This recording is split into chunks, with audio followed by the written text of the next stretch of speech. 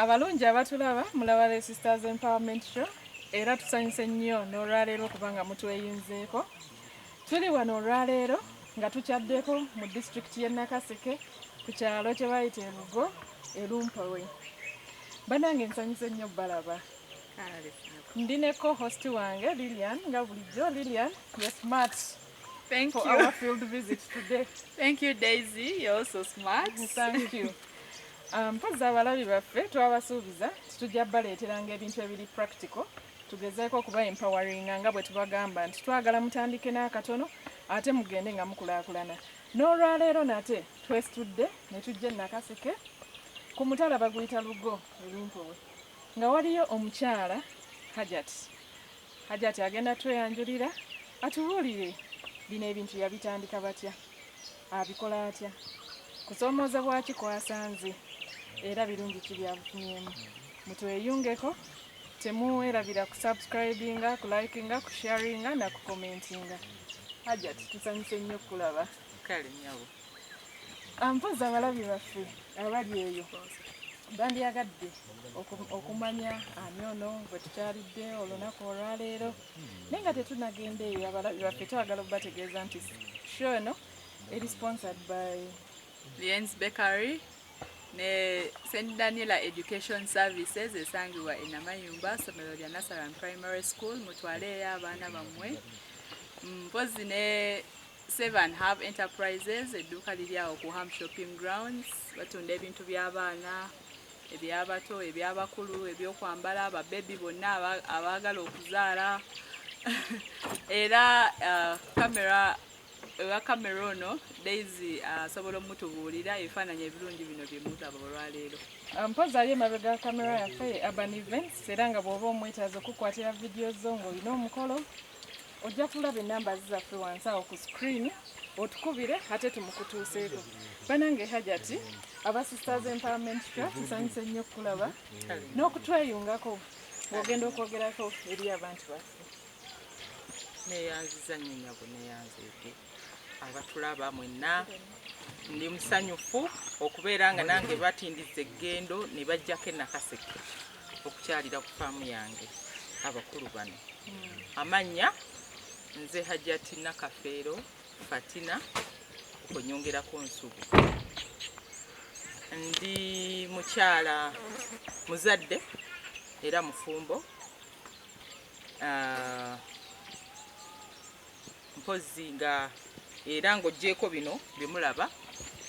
Ndi mukyala omuyivu oba ŋŋambe eyasomako. Wasomako kwenkana wasooka otubuulire. Okusoma kwange omuntu yenna gy'atandikira nava wansi primary nasomera ku ssomero Hassan Trabi Primary School bweyogerera awo gyenva nenyingira ku Mariam High School Ekisaasi eyo gye mmalira O level. Bwenva eyo nenyingira e Kawempe Muslim Secondary School gye nakolera high school. Mpozi nno ekyenkizo mu kusoma kwange wansi eyo yonna nzize ndi muntu ali mu bukulembeze kubanga I love music. Kati wansi eri nalinga school choir leader. Kakati eyo bwenvaayo ku O level ate nembeera omukulembeze ow'essomero lyonna ku bikwata ku ddiini nga nze school shekat ni mukyala musiraamu. Assalamu alaikum Hajati. Wa alaikum salaam wa rahmatullah. Era abaayitako ku Mariam High between 94 and 97 tayinza kundaba n'atakubuulira ekyo. And then bwe ngenda e Kawempe nembeera head girl ow'essomero for the 2 years I was there. Ku myaka ebiri gye twaliyo awo wenva nenyingira e Makerere University mu School of Law nenkola amateeka. Bannamateeka nabo bali nanyo. Munnange Jatubuulira. bannamateeka amateeka ate nagwo mulimu. Kakati ffe kye tulina okumanya nti bwe mba nti guno nagwo mulimu ngukola kuleeta ssente kuba teri asoma amateeka kwambala masuuti koma. Ekiruubirirwa ekisembayo kuba kufuna ssente. Kaakati bwe mba nti na kino kireeta ssente teri nsonga eŋŋaana kukola kinonzi. Oyo yenze. Teri kiŋŋaana kukola kino. Abali eyo abatulaba ndowooza mubiwulira. Bingi bikyajja era mutege amatu muwulirize, musubscribinge, mulayikinge, musharinge. Ate mufunemu n'ekyokuyiga. Kati mpozi ng'ovudde awo. Empozi kye neerabidde. Ne Makerere nali mukulembeze. Nasulanga mu box gye bayita Mary Stuart Hall, the boxers. Yes, And box I was oye. box oye, a box oye, a loom box oye, and nali chair lady wa Mary Stuart Hall. 2002 to 2003. Yeyo record. Eyo kulembeze. Kati bwe mala amateeka ku Makerere ate ne tukola LDC nayo ne tugimala mu Bakos kwe kutandika emirimu egy'obwannamateeka.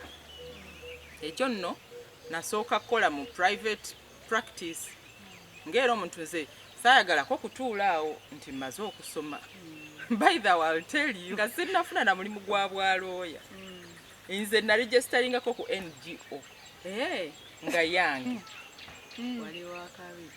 Nga ekiruubirirwa kiri nti maze okusoma emirimu teginnalabika naye NGO eno nsobola kukola ki ekikwatagana n'ebyemmanyi n'embiwa abantu service gye nnyinza okussa mu banka. Ne ndigisteringa NGO bagiyitanga USHA, Uganda Self Help Agency. USHA eyo ng'ewaligo aid nga ngenda mu bitundu ebyenjawulo n'enteekayo ka office abantu ne bajja for consultancy ku byamateeka. Awo wenva ate ne ngenda mu ki nenfuna obusente bakulu bange ne bangattira nti tukole ka law firm. Nenkola ka law firm Nakafeero Mawemuko Nanteza twali abantu nga basatu ne tukola law firm ya ate nga ffenna tuli bakyala. Nembaga you know what ow'ekkumi leeta ow'abiri leeta kasita tumanya nti rent awedde nti tuguze ebitabo mu ebiri nti emitwe weegiri ebirala bijja kugwa webiina okugwa. Ne tukola chambers ezo era zikyaraninga wadde nga nze ndi mu gavumenti ne munnafoomu yavaako n'afuuka omulamuzi eventually ate nange nenfuna mu gavumenti omulimu ogwa state attorney. State attorney kibagondeze emuyani ye muwaabi wa gavumenti. Kakati state attorney aba muwaabi wa gavumenti. Era nga mu ofiisi eyo mujja mutambula mu level ez'enjawulo. Mu ntandikwa oba state attorney n'okujanga okula senior state attorney, principal, madala ga njawulo. Naye nga kati ku ssaawa eno ndi chief state attorney. Amadaala ogambuse ngalaba. Alhamdulillah. Oyo n'aba commissioner mu gavumenti. Oli muntu munene nno bannange. Tulina omunene mu gavumenti. Awo wendi bannange. Tusanyusa nnyo bannange Hajati okuba nga otuyisizzaamu mu kusoma kwo ate tulyoke tugende tubuulira abalabi baffe ekitukyazizza wano ku Mutala Lugo Nakaseke. Mpozi nga tugenda ku episode eyo oba ku paati eyo tubadde twagala otuyitiremu otugambye oli mukyala mufumbo otugambye okola kati tumaze ebyokusoma obibalansinga otya tulyoke tujje otandika otya bino. Kakati okusoma kiba kimu. Buli asoma alubirira kuba bulungi. Naye ate wabaawo ekibanja ng'ekyomuntu. Kuba obutonde nga Katonda bwe yatutonda tulina emitendera bwe giyina okutambula. Olina okufumbirwa, olina okufuna abaana, ate buli kyofuna mu bulamu buba buvunaanyizibwa. Kakati bw'oba omaze okusoma, Mukama n'aleeta n'ofuna omulimu. Awo oyisa mu maaso. Kubanga abamu awo tebatuuka. Ate bw'omala okufuna omulimu, n'otambula omwaka gumu 2, 3, 4, 10 nga toyina akugamba nti owange Hajjati wasuze otya. Ate ekyo nakyo kiba kirala. Ekyo nakyo kiba kirala. Abakyala tuve mu mbeera nti we are independent.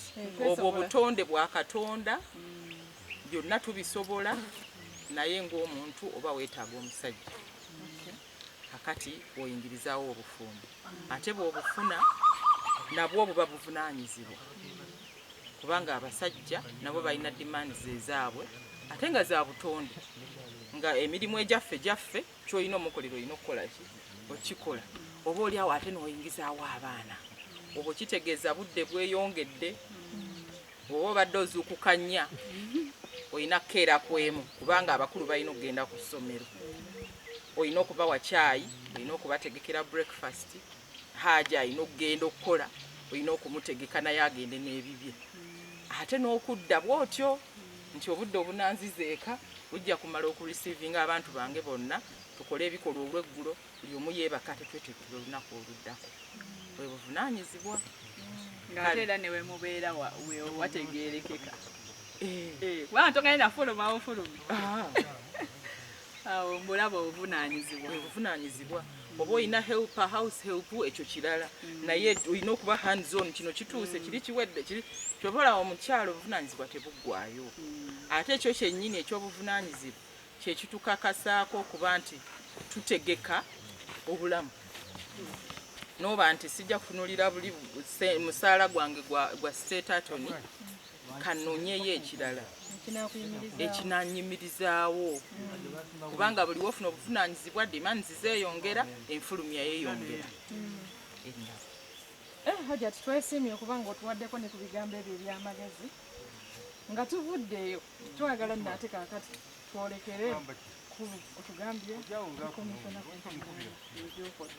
mu magavumenti gammwe naye ate wasalawo okukolayo ekintu ekyenjawulo wadde oli mukyala mufumbo kubanga abamu ku bakyala abatulaba eyo bagamba nze kasita nfumbirwe omwami ajja kuleeta kati gwe ekirowoozo kino abalungi abali eyo abatulaba kati hajati atubuulidde yasomako abadde era alina omulimu gwakola komishona mulamba ono nno gwe mulaba kati engeri gye tuli wano ndaba ebintu ebirungi tuli mu mwanyi naye abatulaba abali eyo baagala okumanya otandika otya okufuna ekirowoozo kino nti kati kantandike kino besides emirimu gy'okola egya office 8 to 5 naye anzanyo nnyo kakati ekirowoozo ky'emmwanyi kyo ntuuka nabagambyeko emabega waliwe twali tutandika chambers twali basatu kakati munnange oyo omu Nanteza Zulaika mulamuzi she's now a chief magistrate kakati Zulaika balinga bakola emmwanyi zino another type though balina ze baalimu baziyita elite ng'oyiwa bedi nojjamu nga bujaminatinze then you transplant n'okola ng'era bagaba emmwanyi bweziti naye she interested me for a long time hajati wandikoze emmwanyi zino ate naba muka mwana wange kakati nangamba wandikoze emmwanyi zireeta ku ssente munawe oba oliawo nga fizi ozimaze oba oliawo nga kino okimaze konze naye nga omutima tegugenda until I picked courage nenga ngende ku farm ndabe kye bakola nensituka nengenda ku farm nendaba ekiyumba nga kyonna kitudde kijjudde emmwanyi kakati mba ndi awo emmwanyi bu seedlings bo bakolanga bwa seedlings bwe bayita elite nga bayiwa ensigo ne zimera bwe zimera ne bajjamu obumeze nga bwe babupakinga mbuveera bwe babupakinga okujjamu ekintu ekifaanana bwe kiti kati bwe ngenda nangamba olaba kati banonye emmwanyi zino nga waliwo abaparkings banonye emmwanyi bamusasula ssente nangamba in addition to this government naye etuwa orders netwala emmwanyi but you just have to put in some time okituuse wano nemugazuula obudde ngenda bujjawa nangamba ojja kubufuna konze kale kati bwe navaayo it was 2017 twali mu strike ebiseera ebyo baprosecutors baali bastrikinze lope twagala increment biki netulewako emyezi gyawera oba 3 naye nga mu myezi egyo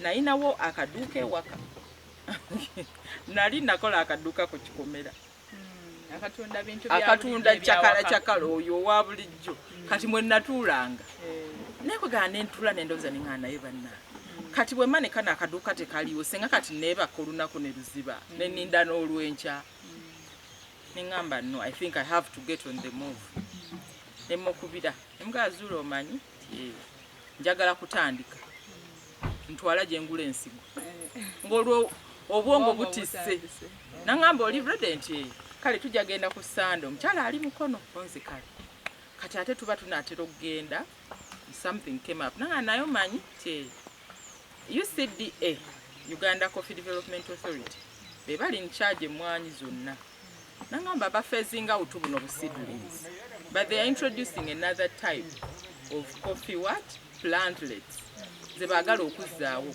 tezifa buwuka zikula mangu abantu zireeta mangu emwanyi kwega it's a much better brand okusinga buno kati nandyagadde nga bw'otandika saagala kutandisa buntu buno nga buggwako bukudibirire ojja genda mu buli naye bulwawo konze nkubulire omutima gugambye I'm starting so tunoonye emwanyi ng'akuba amasimu ababulina no nabo nga tebalina because ozitandika you will need to go to a certified farmer abadde azikola alina certificate yaazo n'ogula endokwa buli kantu kamu bwe kati nga bw'okalaba kasinji 105 akamu bwe kati akati neŋŋamba sente ŋŋenda zijjawa naye nga nze mugambye noonya azirina mba ndi awo nga ankubidde naŋŋamba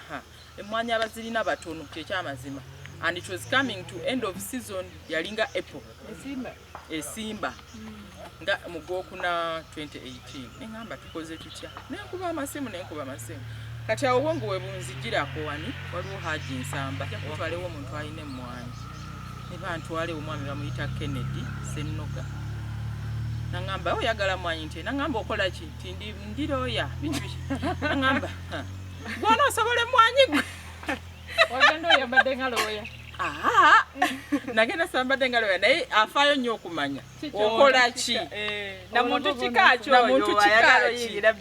nantwala nanambuza naŋŋamba kazi ongambye oli mulamuzi ebintu byammwe byannema okwawula naye zino emwanyi zaagala omuntu omumalirivu konze ndi mumalirivu naŋŋamba onoba oziwadde obudde kiyinza okuwa emyaka egi 5 oba obulamuzi bwojja busuulawo nemugatwale eri sisobola naŋŋamba kale naye gwe zifeeko omutima nga musasula ssente zaali miliyoni 3 mu emitwalo oba 15 nga ngula obuntu bwali 2100 kuba emwanyi zino za gundi varieties 7 so kitegeeza olina okuba ne buli emu mu garden yo balina ebakinyonyola scientifically nti ze reinforcinga obutabotinga kimuli during pollination obuta wiltinga n'okufuna resistance y'obulwadde buli emu erina okuba mu nnimiro kati naŋŋamba ojja kutwala 7 ku buli namba konze kale ntwala bikola sente nzijjawa tubadde wakati tukola ki temukola twegugunze tuli ku strike naye nno twegugunze emmere enaatera okugwawo gavumenti ethreateninga kukola ki kutugoba neŋŋamba hey wait a minute bano abaana abataano ngenda baliisaaki nga batuyita mu lukiiko bakama baffe batuyise mwakoze bwe muti kifaananyi si kirungi ebya meeting zaaliwo kati mu luvannyuma lwa byonna waliwo obusente bwe baatuwa bwali bwa allowance olwo tuzze ku mulimu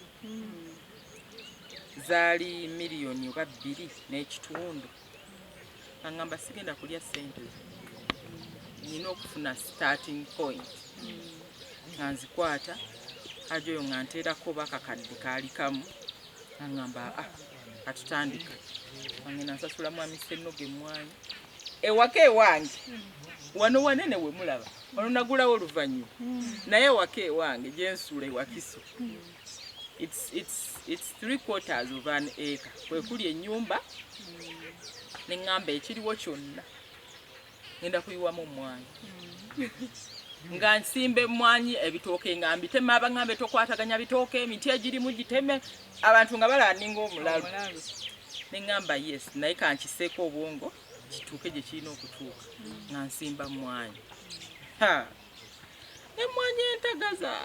emwanyi entagaza jjukira sizoni y'enkuba yali ekola ki eggwako nzisimbye sirina mazzi zeetaaga amazzi buli lunaku omusana bwe gwako ogenda otuukayo nga bukaze ate eno olina okuzzaamu bagenda kunjerega nenfungiza nensiba okiteeteeyi niŋŋamba nenoonya kati ewaka emmanga eyo wali kumpi n'ekisenyi neŋŋamba kansima amazzi bwe ganaakoma bwe banaasombanga n'ekidomola nensima oluzzi nga tusibamu omuguwa n'odiipinga mu luzzi n'osika amazzi. You should have seen me. We didn't even have a pump. Omuguwa ku kidomola oba bucket n'odiipinga n'osikayo ng'ogenda kivaako ng'ebibegabega bino bikuluma omugongo gukuluma neŋŋamba banaye nkitwala wa kino mmalako naye ng'ate nina kikola kuba bw'otagateekawo amazzi abaana tebajja kugafukirira ate abaana bato obatiisa ki okusena so nga nina kyekolera netusenanga amazzi netuteekako ate we bansasulayo neŋŋamba oluzzi luno nina oddutereeza okusinga wano kwe kukola ki system nengula pipes ne balubikka pipes nezambusa ewaka mu ttanka nga tusobola okuteekamu pampu ne tusika n'amasanyalaze ne gakka ng'osaako obusa switch go ne gambuka ekyo nenkimala nemanya kati ekyo nkimaze naye ate nno mwekera nenfuna n'amazzi ag'ewaka ega ebintu ebimu tuba tutunula ng'obwongo tebulina kibuzuukusa but that is something kati ekanze sisasula mazzi amazzi gakuba ne gagenda mu nnimiro ne gakuba n'ettanka y'ewaka ne gambusa ne mu nnyumba sisasula mazzi kakati emwanyi neekwata ne tutuuka nentandika okutuuka okussaawo ekiyumba bwekiti kino ekitimba erina specifications zaayo eyo neeti gy'olaba togula buguzi kitimba erina okuba nti allowing a light at 75%. It has to regulate the heat that gets here. It regulates light, heat, yes, and water. Neba nti enkuba weba etonyi ate tegafulumamu mangu nenwana n'ekitimba kyaliwa kya miliyoni 2.5 olwo ngambye mwami Senoga buli kimu nekwata ku ye mwami Senoga nkoze ntya nti agenda ogula ekitimba genda mu Balton mu industry area gyoba ogula ekitimba nemuga ngenda muwa shauri yako ebitimba gyebiri kati gwomanyi oba ogenda ogwomanyi kano gaawe kangende ngula ekitimba nenkigula nangamba kozesa pipes ekiyumba kibe kigumu mu kifo ky'emiti kuba pipes zino kati ziyinza okutwala season zinga za myaka 3 nga tezirina kyezibadde so ng'omuti bw'ossaako omuti gikoowa olw'amazzi n'enkuyege zijirya kati nenkozesa emiti ne pipes okuteekawo ekitimba netusala emmwanyi tujja kugenda tulabe we tusala emmwanyi kuba gaddeni eri olwekuze olwotegeka wano bw'ogenda okusaza okoze eki z'osaze kyebava baziyita cutting naye nga cutting lulimi luli ordinary but science waabwe agamba cloning. You clone, cloning is the cutting. Kati bu clone zobo wopotinga mbuveera bwe buti era tujja bulaba kosaze n'okassa muno nga wataddemu ettaka olyoka oggyemu ekintu ekifaanana bwe kiti naye omulimu oguli wano tuusa akantu kano wano omuntu ajja kuwa essente. You need a lot of patience. Teri sente eva kumpi kuba oyinza okulindira emyaka 2 oba 3 ng'oteekamu tonnafuna osasula abakozi okula ebikozesa naye nga tolaba ku nnusu naye oluvannyuma ne tuteekawo shedi ne tukola nasari netandika oba oliawo nga kati nga tonatuuka eyo Hajati twagala kati omaze okuteekawo amazzi abaana batandise ogasomba ogatereezezza olwo okyali wakiso kaakati we mmala okukola emmwanyi wakiso n'ekwata omwami oli eyanjerega nti gwona obisobola gwe ayitayo agaka naye emmwanyi za looya bwe zifaanana yagenda okutuuka n'akwata ku mumwa n'aŋŋamba Hajati emmwanyi zituusewo zituusizza wano konze ye n'aŋŋamba agwe nkulabye jazisobola kati nkuwa gaabuwa zino wazeegulira nti kati kwata ojja kukola application mu UCDA bakuwe bushes baziyita bushes kati nga buno bakuwe bushes osimbe another big mother garden jagisobola tojja kwejjusa ojja kunyumirwa emmwanyi nja kufuna olunaku nkulambuze projects zange zenkoze out of that business konze kale nga nsaba mu UCDA nga bampe emmwanyi kakaaga 6,300 nga nyingi naye nzisabye nina we nziteeka mbadde ngenda kubuuza we wazisimba wakiso wajjula oluggi olw'ewaka lujjuddemu emmwanyi kino ekitimba nga bw'okirawo nze wange haafu y'olujja ya mmwanyi nakolawo ekitimba bwe kiti naye nakyo tekimala because buli lwosala endala ziba nyingi ziddako nyingi kakati ntagala n'emmwanyi bampadde order 6,000 bagamba weetaaga a minimum of 3 acres oba okola mother garden ezo neŋŋamba ntuttewo emmwanyi era nina gwe nagambako nga bampadde emmwanyi naye nga sirina we ŋŋenda ziteeka kati ate omukyala gye bazimpadde Masaka nazijja Masaka bayitayo ekyalo sikyerabidde eyo ng'ogenda mukyazanga Kabukolwa gye twajja emmwanyi nafubutuka ku makya omukyala olwaŋŋamba bakuwadde emmwanyi watozinonye ngenda ziwa omulala ate ng'olina ku kyabwereere neŋŋamba maama nzija enkya naye nga tonafuna nawaziteeka sirina we nziteeka emmotoka ezinona sigirina ne ssente zennyini sizirina ez'emmotoka amafuta abike ate omukyala aŋŋambye woba ojja leeta emitwalo ago 3 agabatikka in other words nali neetaaga akakadde nga kamu kitundu on the spot which I didn't have naye nze ndi omutwe guno mugumu guno gwolaba ntomera ekintu nga simanyi na gye ndaga but it's about faith nti nja kutuuka neŋŋamba bisimillah nga nkubira omwana awo ku kyala abalina emmotoka nti emmotoka weeri tujja kunona emmwanyi kikala Hajati ate abalaba looya balowooza nsuza ssente weeziri nga ndi mu kweyiya nga tukwata mmotoka nga tukkirira ngaawo noonya ngatta nfune ezitikka nga 3 go tugafuna akeera ne Haji 10 n'ekyo ng'agenda okukola nga tukkirira Masaka nga tugoberera mmotoka eri etwala emmwanyi nga tutikkako emmwanyi kati ziddawa nga mbagamba abaana muzikube ewaka mu luggya nga bwe njiya we ziraga njukira tezibeera awo kumala wiiki outside the shed ne zitakala in other words olina okuba nti ogenda zisimba mu budde obwangu noonya ndazeewa nkoze ntya ng'obwongo buŋŋamba olwo noonya ettaka eno nakaseke ntaddeko abantu munoonyeze naye nga te ssente nazo ezinaagula teziriiwo nga ssente teziriiwo kati we baŋŋamba nti ettaka balifunye ssente mmeka nti yiika ya $1.4 kyokka ziri mmeka waliwo yiika 3.5 naye osobola okwogera nabo onze kale bakwatako ekitundu nti akati waliwo kasako ndi memba nga nkuvira Oscar nga mga Oscar wategedde njagala ssente. Oscar yakulira kasaako. He's in the administration. Naye Oscar oyo yakolako ewaffe ku ofiisi. Kati nga beera atugamba naye tulina akantu nteekayo ssente oba n'enjala osobola okuggyayo ssente. Nga nteekayo mpolampola obusente.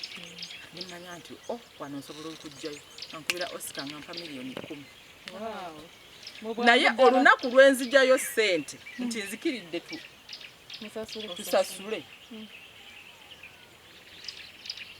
Lwensasula lwenkola endagaano emwanyi ziri waka baganga byonna bikwataganye bwe biti oli muga nti jangu nkusasule Oscar tannankwasa ssente akyazikuŋŋaanya naye bo mbagaye mujje e Kampala essuubi olinaawo ndirina and I don't want to let go nimbagaa mujje e Kampala twesasule naye nga ssente sinnazifuna zisuuka sawa 10 Oscar abantu bali kawempe bajja ngamba kati omanyi tukirire ku Centenary Entebbe Road tukira nitutuula najjayo 5 nangamba 5 tusima tukyagatta waliwo abalina okuzza tebanazza ngamba bannange nkoze ntya naye kambabulire bwoba statinze omutima ng'ate okkiriza nti kijja kugguka Katonda akole ekkubo ssente nazifuna ku olwo nava wansi ku Centenary ne tudda walingawo ku slow boat we twatula local restaurant nga nsasula basajja ttaka.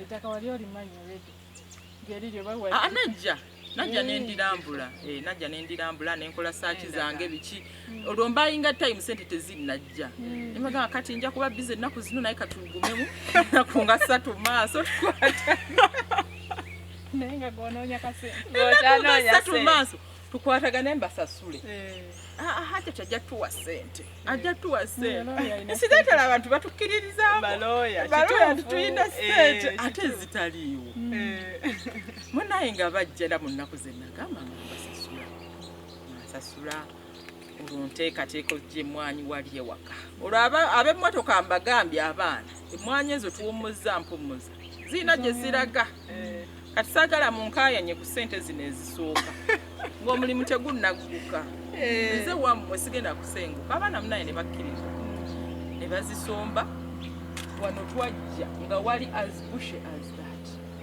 ngabula tupaakinze awo mwanyi bazitikudde abaana bo nfunye ez'embawo ezaabwe ab'emmotoka bagenzi olwo nnakubidde abanguza wano baali basajja bange baba bakojjange mange nakittu kakati ne mugaba wategedde kojja nti funira abantu enkya ndeeta mwanyi njagala kusimba naye zonna tulina zimala basaawe kutema kusaawa kukola kinnya kusaawa kukola kinnya era bwe twakola abantu ne balowooza oba ndi mulalu abayitanga awo nga banani ne LC chairperson waako yajjako wano nga tukola naga bangambye ekiri mu nnongo tebamanyi kyaguddewo abantu bangi nnyo basombye amasepiki bajja n'amasepiki ag'emmere bawaata bafumba eno bakola yayiwa buli kika kya muntu ne tusima ebinnya nagenda okuva wano ng'emmwanyi zonna ziri mu kakaaga mu bisasa with manpower of over 15 people ne basimba emmwanyi ne mmanya kati ziri mu ttaka awo nentandika kulwana nakutereeza nnimiro naye nga bw'otuuka awo toyinza kumanya nti emmwanyi eyinza n'okuvaamu emmwanyi ze basimbye mu kisaalu omanye ekisaalu ekitali clear si kirime si ki naye munaye mukama nannyamba nezijja nga zivaamu ekirungi wano waaliwo amazzi era kyekyanguzaawo strategically emmange waliyo omugga kati ne bwe natuuka okusima oluzzi olwa wano nasimako fuuti 6 ng'amazzi gajju so zino tezaatawaana musana abali abatulaba mulaba la Sisters Empowerment Show birungi binyuma biri wano mwongere okulaba okusubscribinga okulikinga era funa kyoyigamu kyotasobola kuyigamu sharinga ne munno naye afuna ekirala kyayigamu n'omulala bw'atyo Hajati Beizo wadde okyabuuza Hajati mpozi Hajati emboozi yo empomedde nnyo nga tumbadde isagana kweyongerayo mu maaso naye nga tetunagenda mu maaso abalungi baffe abatulaba ndowooza mufunyemu ekyokuyiga nti olumu bwe tuba tubagamba mukole ebintu tekyetagisa kubaawona ssente za buli naye emikwano gino gye twabagamba n'abantu be tubeera nabo balina engeri gye bakola ki gye batuyambamu nga twagala okutandika bizinesi. Owulidde Hajati alina akabiina ke akasaaka ate twabalagako ku bulungi obuli mu kutereka muki mu bibiina eby'obwegassi. Bale kati Hajati kati otubuulidde otuuse wano twagala otutwale mu nnimiro y'oyise Mother Garden. Abalabi baffe bagirabe ate mpozi nga tetunagenda abalabi baffe twabagamba tetugenda baleetera balimi b'amaanyi nnyo kubatiisa.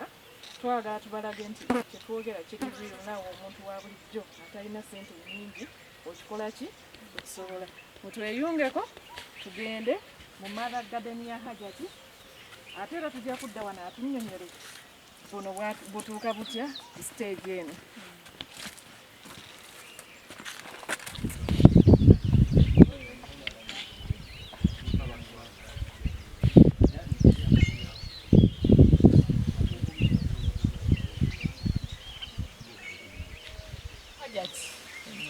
Oli eyo ofunye ettaka muleeta emiti n'abantu ku kamotoka emiti 600 mwegigwamu kakaaga gyo gyali mingi nnyo n'egigwamu ogireeta wano ogambye wonna wonna waali wazise wonna nga bw'olaba wansi wali wafaanana bwe waali wafaanana emwanyi ezo kwe zikoma ekisibo kyalinga wali wansi bwe twasaawa okusimba emwanyi mu lunaku lumu.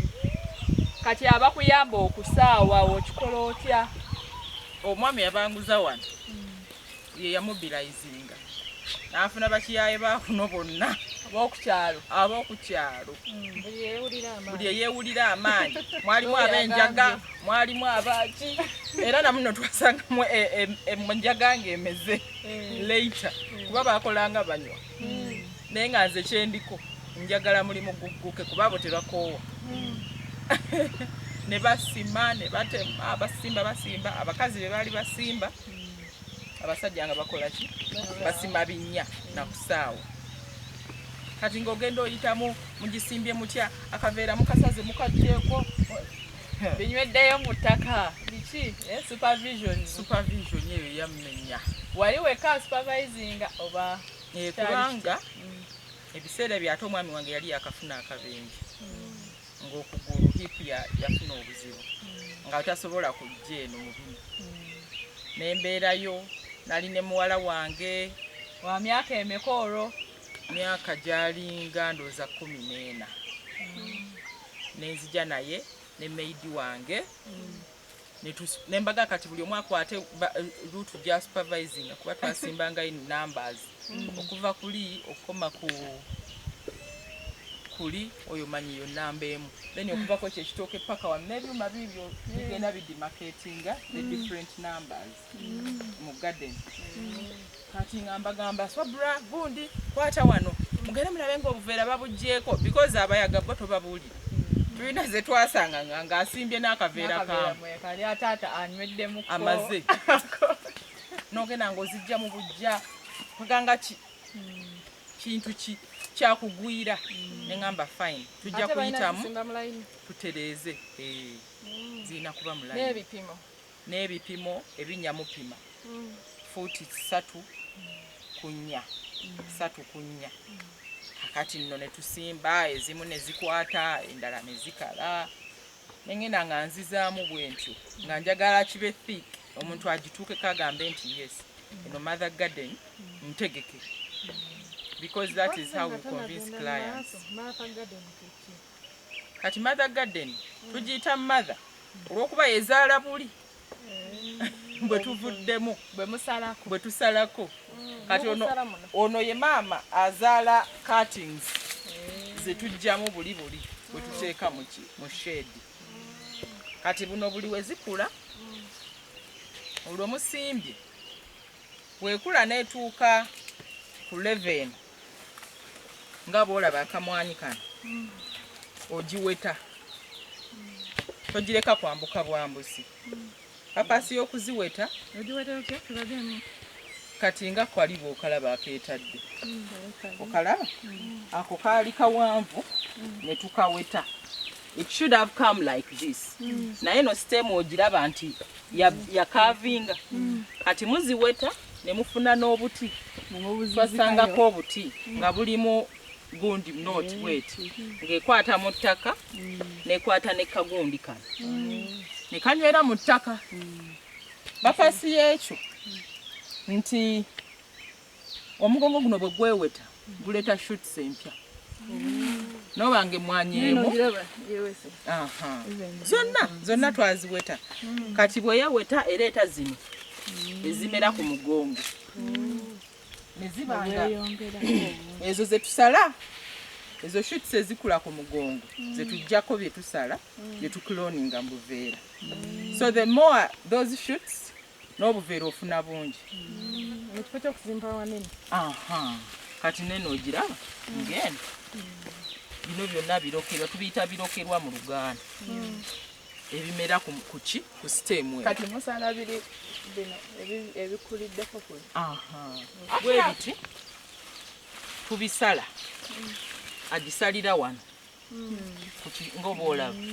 Kati buli lwasala ate ereeta ebirala. Kati olaba nti kino kyali kimu kati ereese kano. Neyagala n'okuleeta akalala ne kano kaleese ne buno obuubo kano kaali kamu ne kaleeta obulala. So kitegeeza ebbanga lyerwawo eyongera kwongera mwanyi. Saba bagambe emwanyi terimba. Emwanyi yo terimba. Kubanga jjana eno gyembalaga endidde kinene okugituusa wano. Naye ate bwe ntandise okukwata omwana w'omusiraamu bumaali sejjusa.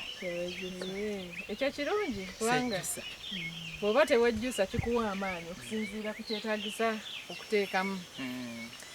Kaakati mpozi Hajati nga bwe baleeta kakkaata batulage eno tugambye yali mother garden yo era ekyali mother garden. Kati okikola otyo olima mu phases nti eno bw'eba eggwako nga tugenda ku ndala ogisaawa ate kubanga ate waliwo wendabye wetugenda okugenda awasaawe. Kaakati bwe zikulira okumu nga bw'olaba nti twazisimba lumu zikula lumu neetuuka level nti kuweta ne mutema obuti obwo bw'embalazi obubeera n'egundi eno ango bweti ne muba nga mugenda mu kutamya buti bwokka kuweta. Kati bw'omala ogiweta n'ekwatirayo toligiddako kugiweta. That's it. Omugongo maze ogukola guno okumera buno bujja bwambuka. Ekirungi kyayo nti bw'obusalako obulala budda. Buli lwosala obulala budda. Kati ako kato bakasala kaleesa emirundi ogwo gwakubiri. Kalaba kati kano kaali kawete ne kaleeta buno bwe bwasookako. Naye kati olaba obuti obuzze nti bungi okusinga ezaaliko n'eyo era ogiraba nti zeereese nyingi okusinga ezaaliko. Kati erina shoots over zino zisukka n'ekkumi. Akati bwe tuba tusala jangu nsalire wano. Bwe tuba tusala tujjako akantu ako nga bw'okalabya akaggyeko. Kati akantu kano buli wova wano okutuuka wano eyo eba mwanyi. N'ova wano okutuuka wano eyo mwanyi. I'm counting 1500 buli gye mmala. N'ova wano okutuuka wano eyo mwanyi. Ne kano usually kaba kanafu kati obutadda. Kati n'ogenda ng'obucloninga olina ensala gy'okusala olina busalamu oba straight nga bwe kandibadde.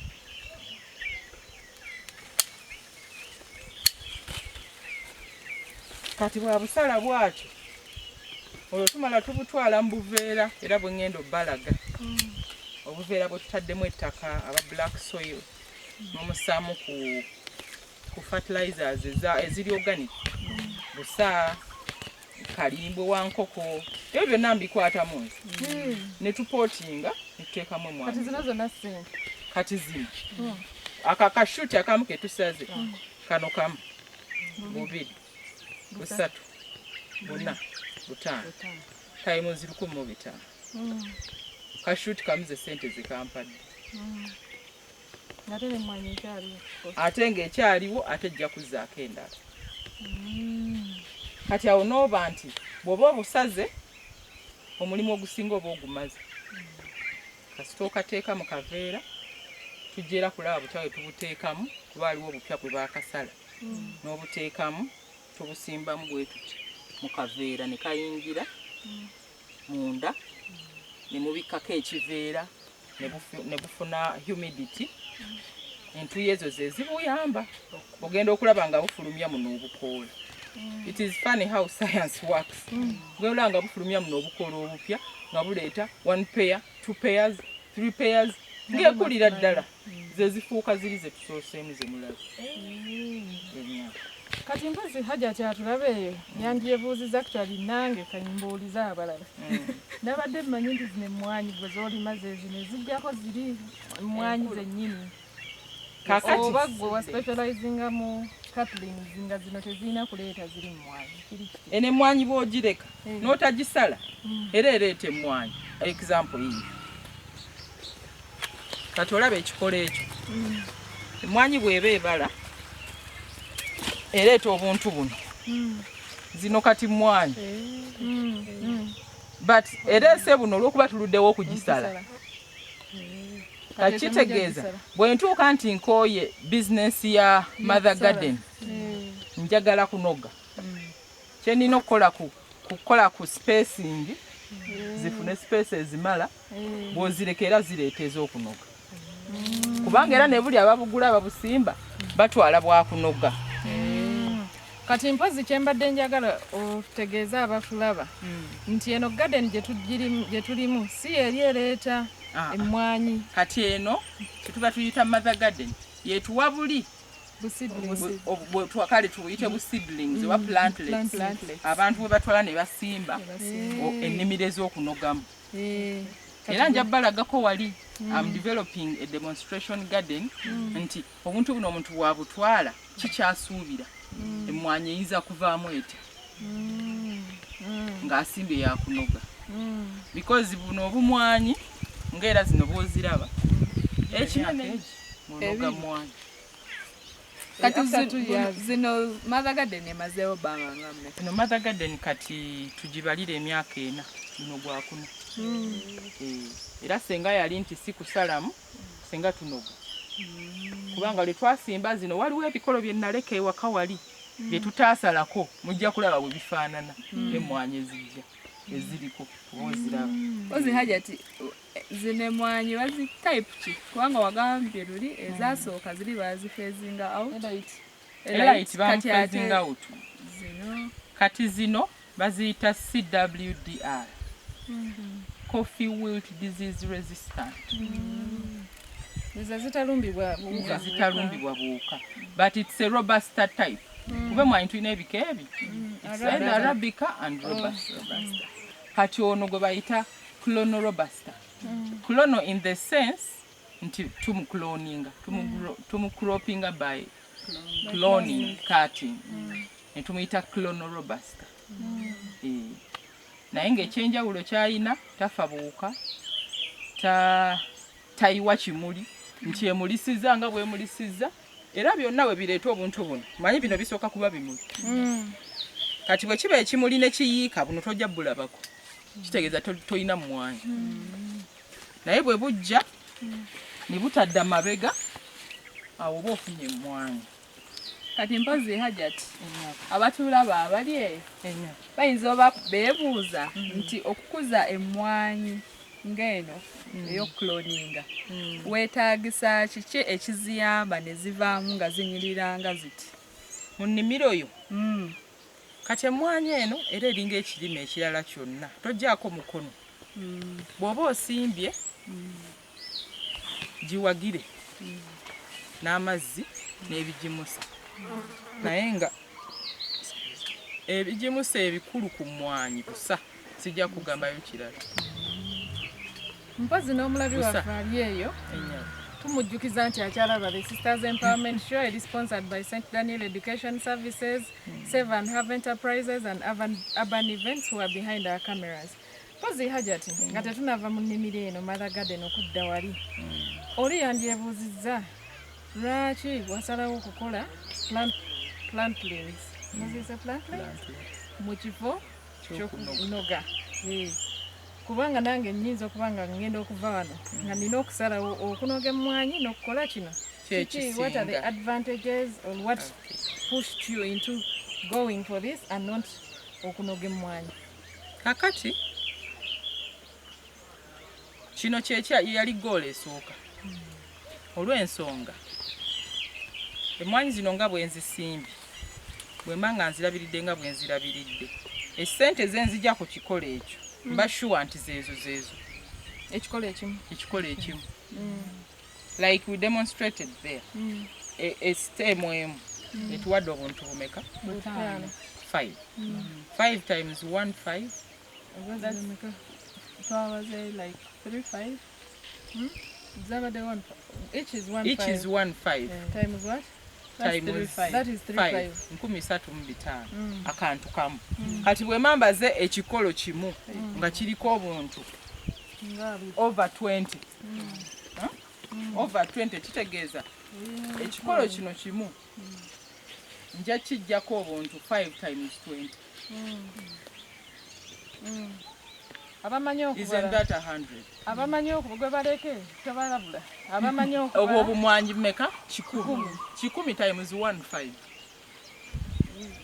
mitwalo gya 15 kati bwe mbala nti kino ekikolo nja kijjako okay minimumly nti ekikolo nja kijjako obuntu 2 gye mitwalo meka 15 ku kikolo kimu ate ng'olina ebikolo bingi over 6,000 plants. Okay.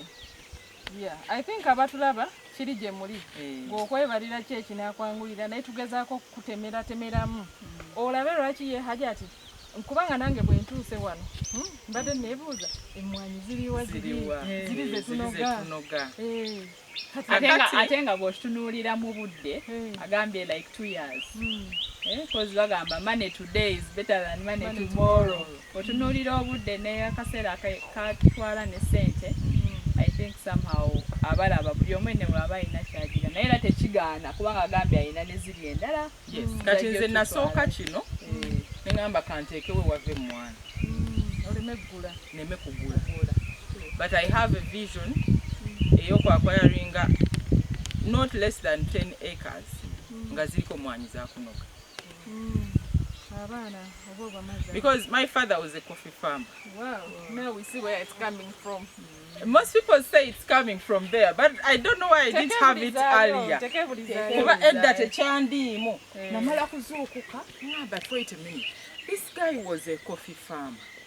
Naye nze kitange nga tunoga emmwanyi ne zijjula ennyumba yonna wall to wall ebisenge nga abalezi bo babagoba ne mu nnyumba ebisenge byabwe nga bijjuddemu emmwanyi mwanula ne mujjuza ne biva wansi paka waggulu. Then when it gets to the season for selling ne baparkinga mu sacks, those sacks would still pile okuva wansi paka waggulu. Kakati mbuulira omuntu oyo aliko abaddi tinjagala emitwalo 5 kilo y'emmwanyi bweba eri ku 3,000 ng'ensawo ye erimu kilo 10 mitwalo 3 ensawo nzitunde kati ku 3 oba nnindemu kuba emmwanyi teringa bijanjaalo nti obuuka bujja giyingiramu. You can even keep it for 2 years nga wagiharvesting and dried but just waiting for the favorable market. So that's when I realized that my father, I think, was rich. No, don't think your father was rich. I'll tell you something funny.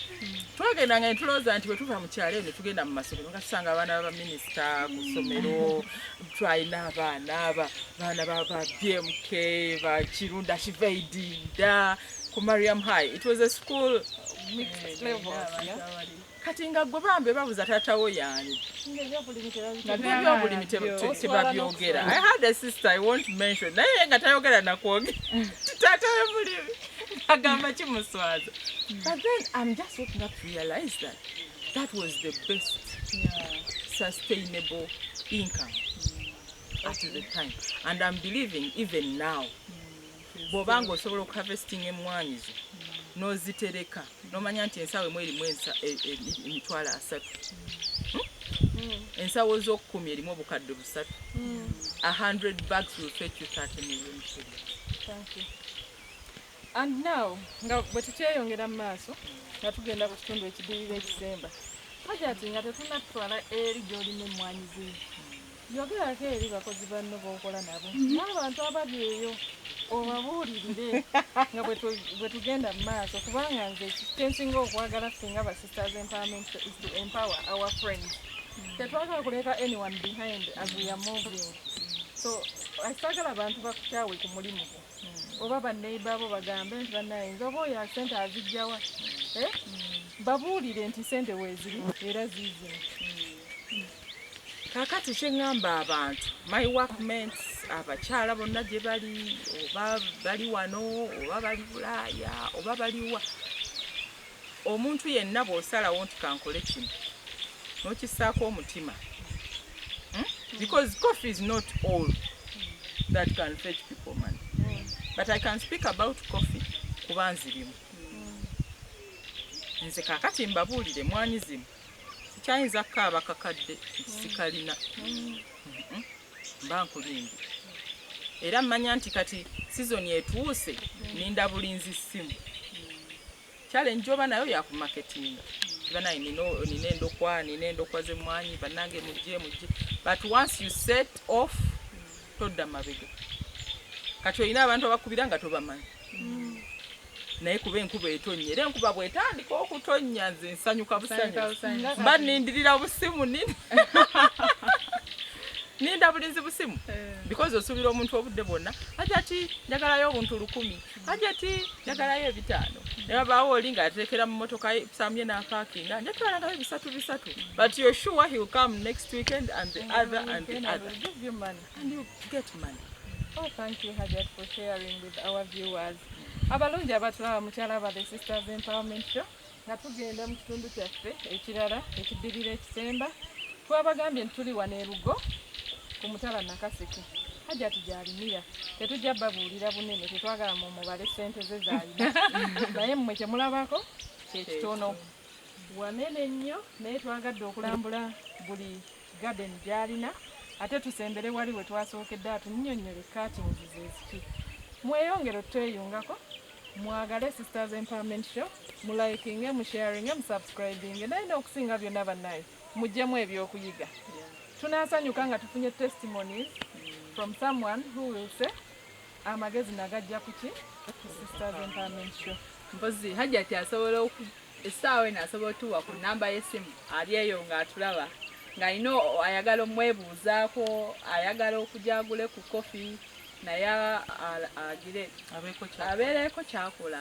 oba ku magezi ng'ago kyonna kyonna ky'olabye ekikusanyusizza essimu zange eya bizinesi eri 0772 459126 0772 459126 oba 0703 850091.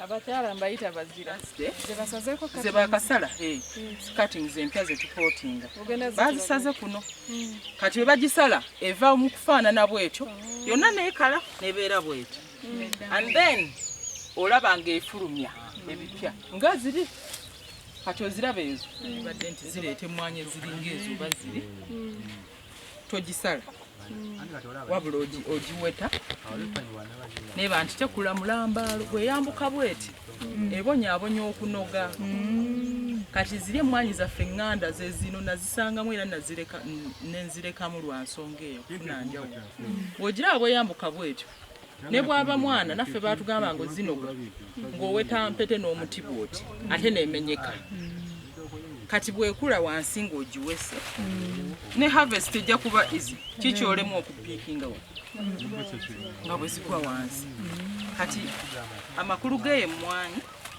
gali mu kubala na resistance kati n'emwanyi ogiraba teriiko ddagala teriiko ki naye olaba buli note ewabeera emwanyi ereese emwanyi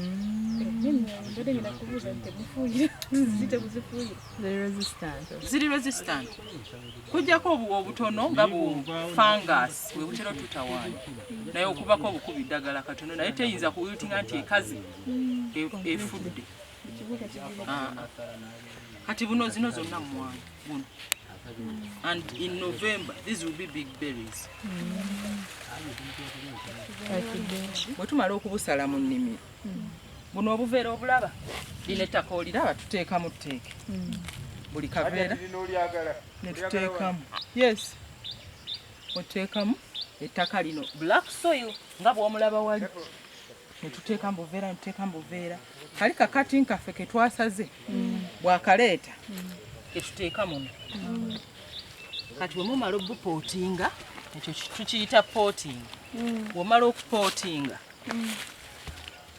n'olyoka okola ki obikka ekiveera kino kino nno ekiveera buli roll ya mitwalo 6 roll ya mitwalo 6 kati olaba olwadde nti efunye entuuyo ate nga bakaziteekamu zino bakazisala kati tubuteekamu bwe buti olaba ti buli kamu kagize ne tubikka ku humidity kuba tebukula na mazzi nti buli lunaku ojja bbuwa amazzi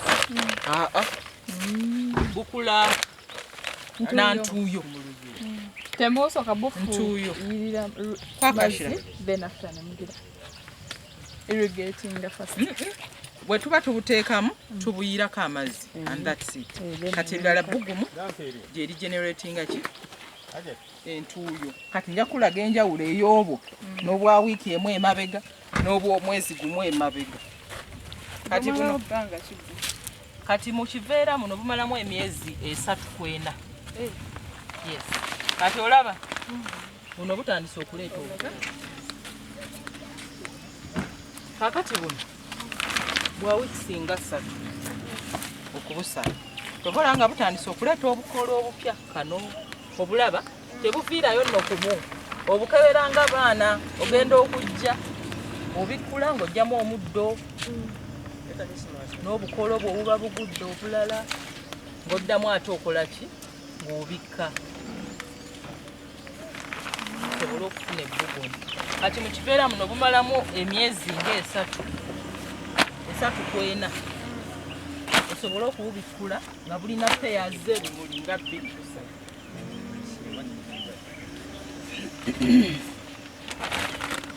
kakati ekibissa nti obuteekako n'ebigundi bino amayinja busobole okuba mu bbugumu lyabwo nga tebufulumya ki tubuyingiza mpewo awo bwe bufune entuuyo eziri maximum kati ako ka mwezi okalaba obukoola olwedde kasita bufulayaringa kuno olaba ku kiveera kujjudde obukoola then ate ne tuteekako obuuma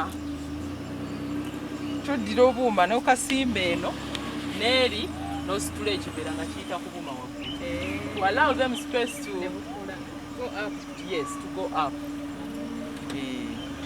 Kati eno space esooka netusaakayo okusitula n'obuuma n'obikkula olw'ekiveera. Then you leave it in this shade for hardening. Nti omuntu akatwala mu nnimiro kasimba tekeekanga ki busana bakaba kali exposed now ku mbeera y'ebweru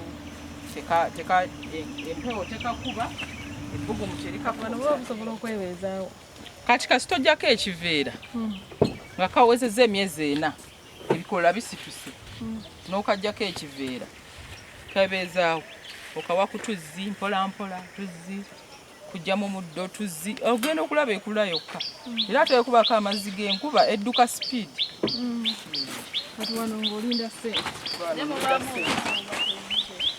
tebukulira kumu tebuviirayo kumu kubeera wali tulabye waliwo bulina obukoola obulala tebunnafulumya kati era bwe buba kati bwe tutyo bwe tutambula kati ate bino kitegeeza ki ennamba ezo nga nnabannyonnyodde emwanyi zino ziri mu varieties namba 7 kati mu garden eri widdi market mwalabye ebyuma byetuteekamu kati ne bakola cuttings ozireeta wano ozireeta with those specifications nosaawo akapande nti bu cuttings bwe batadde wano is number 1 eri number 2 eri number 3 bwe butyo.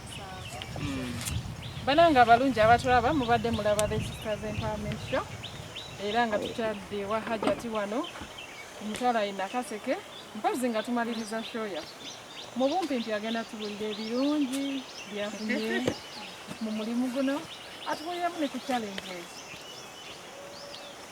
Wow, ebirungi bingi. Gumpadde essanyu, gumpadde reassurance nti nina we fall back position. Sikyatya dunia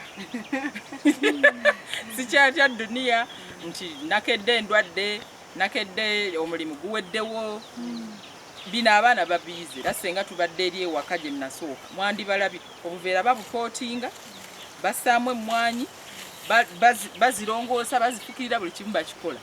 So gwe mulimu okusobola okuyimiriza abantu bange ne mwe basiriwo ate nga ne ssente mweziri kasi sikyakaaba gwa fiizi omusaala tegunnajja zibeerawo.